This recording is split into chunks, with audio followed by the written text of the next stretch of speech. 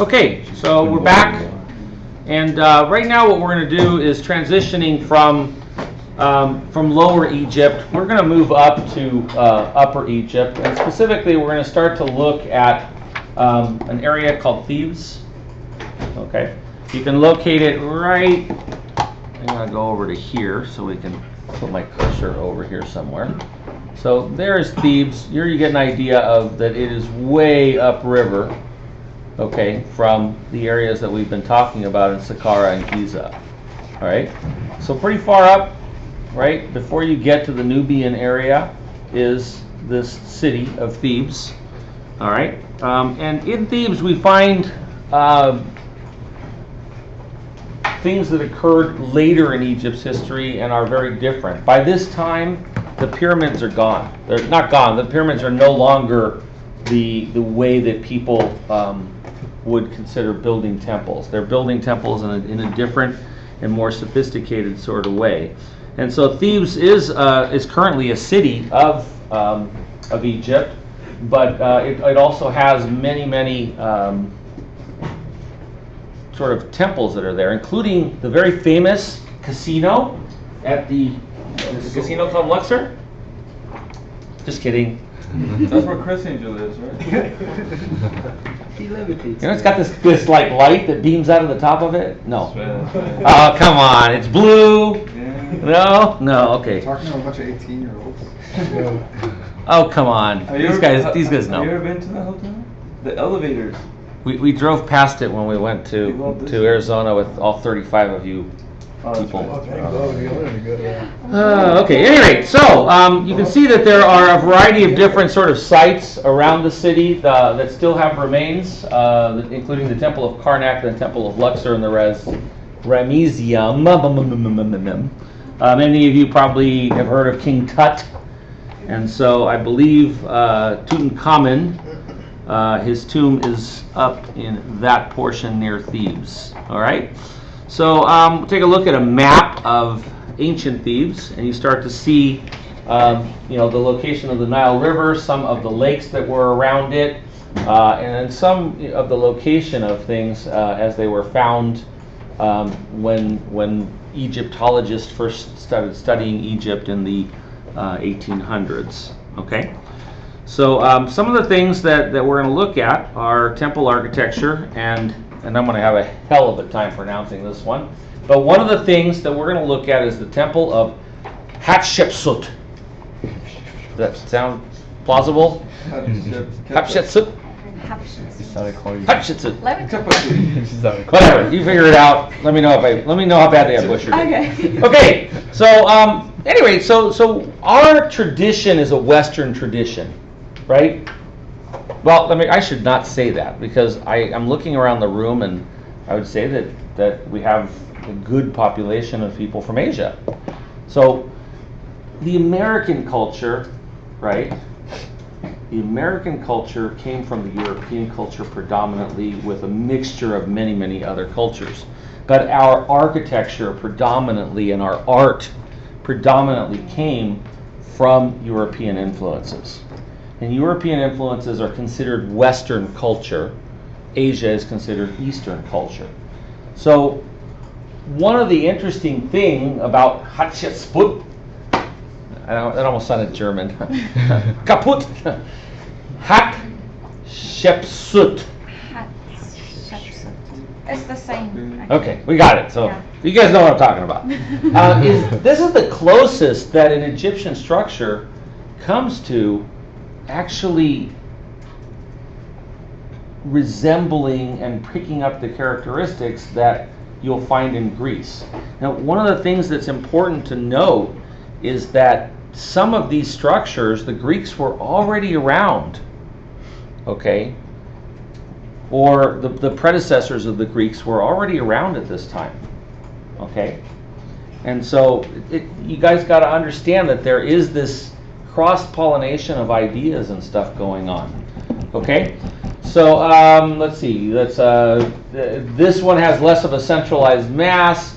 It's drawn out in a long linear composition that in a lot of ways lends itself to the idea of ceremony and procession, okay? This was different in that it required the presence of the worshiper there. In the early sort of tombs and complexes, there was this stark dividing line between the elite and the masses in the population.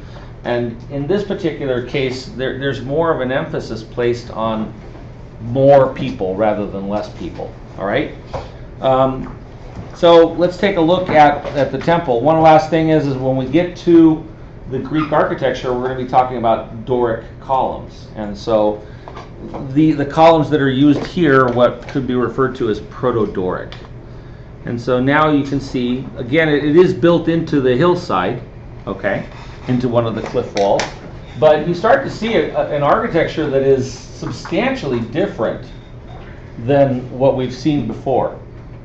If you looked at the earlier temples, right, they were less sort of colonnaded and formal and more massive. So here we have something where these columns are being placed. We have these ceremonial rampways. It does draw from what Zoser did in some ways in the elevated platforms and stuff, but it also visually looks really, really different. Okay? And part of that comes from the columns that are being used. The columns that are being used are no longer representative of like papyrus bundles, right? They have a very different character. They're very simple. There are a lot of them. Okay? So moving on from that, let's take a look at the temple complex in Khans. And so here we see one of the characteristic temples, and in it we can start to identify the key components of the Egyptian temples. Okay? And these are important. These are important that you make notes on them because you're definitely going to get quizzes on this stuff. So there is this thing that's called the pylon. Okay? So I'm going to switch to the next slide and then come back to this one.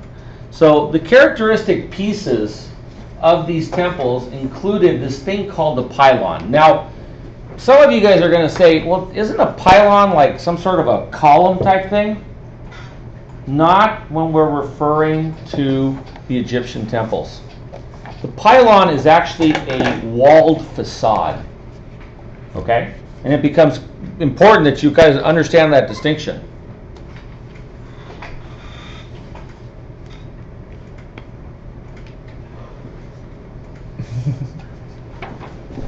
Come on, wake up.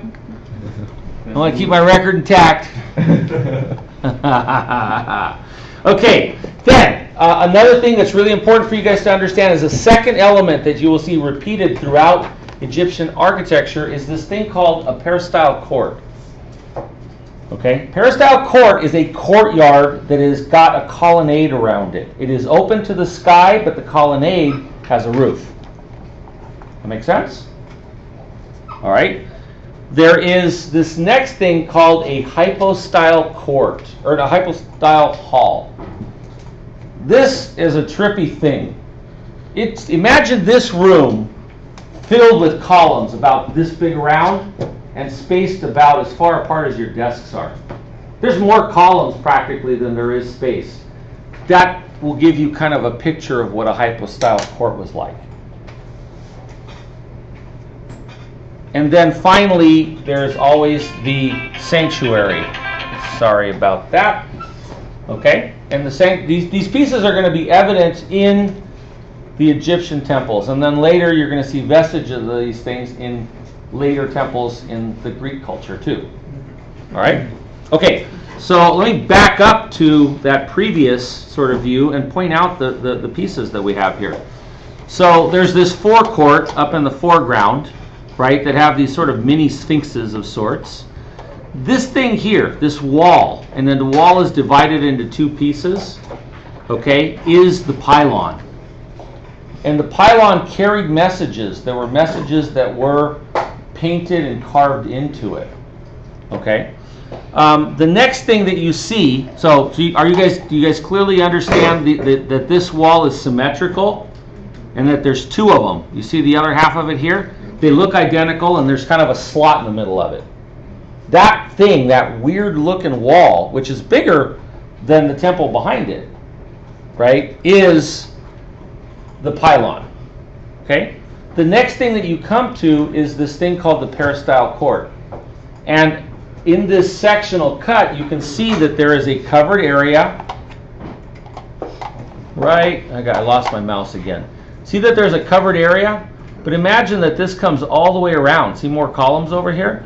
So it forms a courtyard, okay, in the center. And inside of the peristyle area, I believe there were sculptures sort of at the end of each of the, in between the columns. But this courtyard is open to this blue sky, right? Remember, it's in a desert, so the skies are clear a lot of the year, and they're very, very deep blue color. Then you cross into this thing called the hypostyle court, and in this particular case, the hypostyle court is small. There are later ones where the hypostyle courts were huge. It's like you were in a forest of columns. So the hypostyle court is this room right in here. Your mouse got away. Oh, my mouse went away. All right, here it is, right here. So this room right here, that in this particular Temple of Khans, is only got two sets of columns. You'll see in later slides that there are it's like being in a forest of columns. Okay? And then finally you have the sanctuary, and I believe the sanctuary, when they discovered and unearthed this temple, the boat was still in it. And I think it's still in there now. There's like a boat. That's where the sanctuary is. Okay? So let's move forward from that and take a look at another plan of it. So this shows you a whole plan. Okay? So notice, I want you guys to notice something, right? When we were looking at that thing that was cut in half, it was kind of hard to imagine the whole thing. But now that we're looking at the plan, it's easier to kind of picture the whole thing, right? The very first set of lectures I gave you were about the use of different sort of ways of studying architecture, right? And I'm trying to point out to you that difference between looking at that sort of cut 3D view but looking at this. And so here it becomes very clear to see there is this open courtyard right in here, and there's this covered area all the way around it. One of the things that I'm going to ask you guys to do is I'm going to try and end my lecture and let you finish off the slides kind of on your own, is I'm going to get some of these printed, and I'm going to ask you to find axial alignments inside of them using your trace paper over it. And I'm going to ask you to show me where the covered and uncovered areas are, where the solid versus open areas are. Okay? All right, but I want to kind of show you, looking at this thing, that you see the peristyle court, it's open to the sky. You see these pylons that are essentially pretty much solid. There is a stairway right in there, and you can kind of walk up inside of it. You have the hypostyle court and the sanctuary, but take a look at this section.